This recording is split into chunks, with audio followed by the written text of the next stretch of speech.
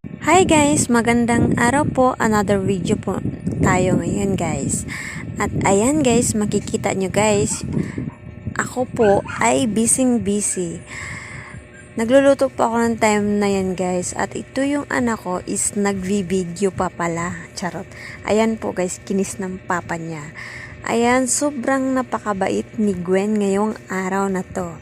At ayan, kung makikita nyo guys is parang laging gabi sa amin. Laging bukas yung aming ilaw kahit araw guys. Bukas po yung ilaw namin kasi po yung bahay namin pag walang ilaw is madilim yung loob kasi po yung wala po siyang bintana or ano. Basta guys, kailangan niya ng ilaw sa araw-araw. At ayan guys, busy po ako pag-asikaso ng aming pagkain. At ayan po yung dalawa kong anak is busy din po sa kanilang sarili. Charot. Ayan guys, busy po talaga sila sa kanilang paglalaro at natutuwa ko guys kasi nga po habang nagluluto po ako is nilalaro ng kanyang ate, my second born. Charot. Ayan po guys, tuwang-tuwa naman ang kanyang kapatid. Ayan, yung mga anak ko po pala guys is puro babae, puro mga bilatan. Puro yan sila mga babae guys. Is yung sabi nga po ng mga nakakatanda guys, ang susunod din po kay Gwen is babae din po. Oh my gosh. Ayan guys. Nagluto po pala ako ng ano yung ulam namin yan. Sabaw. Sabaw na ano guys, baboy yung ulam namin ng time na yan. At ayan guys, itutuloy ko nga po pala yung kwento ko. Yung sabi ng nakakatanda guys is babae din pa rin po yung susunod kay Gwen. At ayan. Siyempre, hindi naman ako sa ano guys. Natutuwa naman ako. Siyempre, maganda rin naman yung lalaki. Ay, babae. Maganda rin po yung makaranas po ako na mag-anak ng lalaki. Ayan po. Bala ko po, dagdagan pa rin. Charot.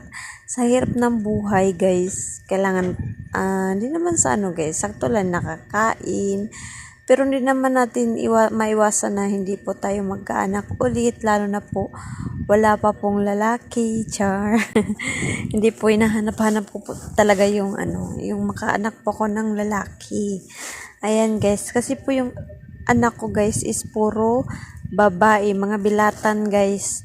Mga mana sa akin guys, bilatan, charot. Ayan guys, tuwa naman po ako nung nakita ko tong video na to. Kasi po, abang nagluluto pala ako is yung anak ko is busy siya sa paglalaro ng kanyang kapatid. At anong ginagawa niya guys, pinalalaro niya yung speaker, ayan, pinailaw-ilaw niya para malibang ang kanyang kapatid. Ito guys na ano, Chantal po yung name niya. Yung isa naman po yung panganay po is Nicely yung name. Tapos ito naman si Chantal guys. Paborito ko po siyang paalagain ng kanyang kapatid kasi po mapagmahal siya. Parang magaan yung kamay niya. Ganon. Gusto din siya ni ano guys, ni Gwen. Ganon. Kasi po wala naman po siyang ibang ginawa kundi alagaan yung kapatid niya, mahalin niya, ganon.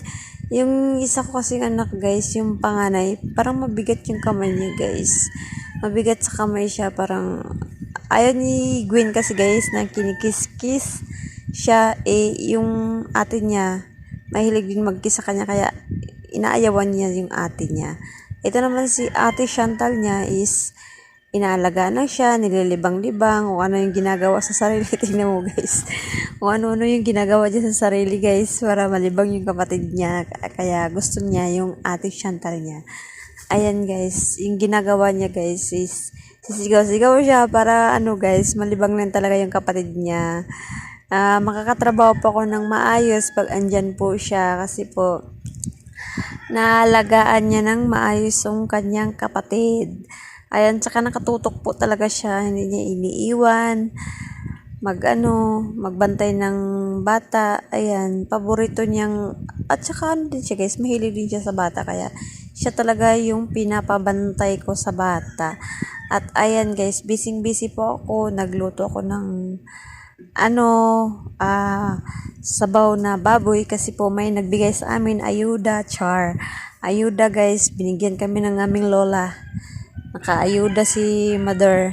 Tsaka binigyan din kami ng isda guys, kaya ayun, pinaksiw ko na lang guys para may maulam kami sa sunod na kainan. At ayan, inaano naman ng kanyang papa, inaasar, hinahalik-halikan, may tupak na nga guys, hinahalik-halikan pa. Ayan po yung ayaw niya sa lahat guys, na may tupak siya tapos hinahalik-halikan sa kanyang papa. Ayan guys, pak. Bagong ligo ako niyang time na yun guys. Bago ako nag-ano guys, tapos ko magluto is, nag-ano po ako, naligo muna para pagkatapos kain kami. Kakain kami guys, yung time na yun. At ayan, iiyak, tatawa. Ganun po yung buhay ni Gwen guys. Ganun po yung kanyang buhay. At saka nakita nyo po pala yung tuhod ko guys. Sugat yan guys. Ilang ano na yan guys. Mga 2 linggo na ata yan guys. Hindi po gumagaling guys. Sugat ko. Hindi ko po alam kung ano yan. Basta ngayon lang po kung nagkasugat ng ganyan guys. Hindi po talaga siya gumagaling. Tapos excuse me po. Nagnanana po yung mga ano niya. Yung balik-balik po. Ganun. Hindi ko po alam kung ano po yung gamot dyan. Basta wala po akong iinom na gamot or nilagay na gamot dyan guys. Hinayaan ko lang siya guys na manusano ko. Pero pabalik-balik po minsan po kumikirot, ganon. Hindi ko po alam guys talaga kung ano yan. Basta first time ko po magkasugat ng ganon. At ayan guys, inuna ko pa po pala pagpakain yung aking anak. Para pagkatapos po ay kami kakain kasi po nakahanda na rin po yung pagkain namin. Ayan po, pinakain ko siya ng Cerelac. Kasi po, hindi pa po niya kayang lunukin yung lugaw. Kaya Cerelac muna yung pinapakain ko sa kanya. Ayan, guys. Guys, paki-follow nga po pala yung aming page. Paki-subscribe na rin po ng aming YouTube channel kasama sa aking pamilya, guys.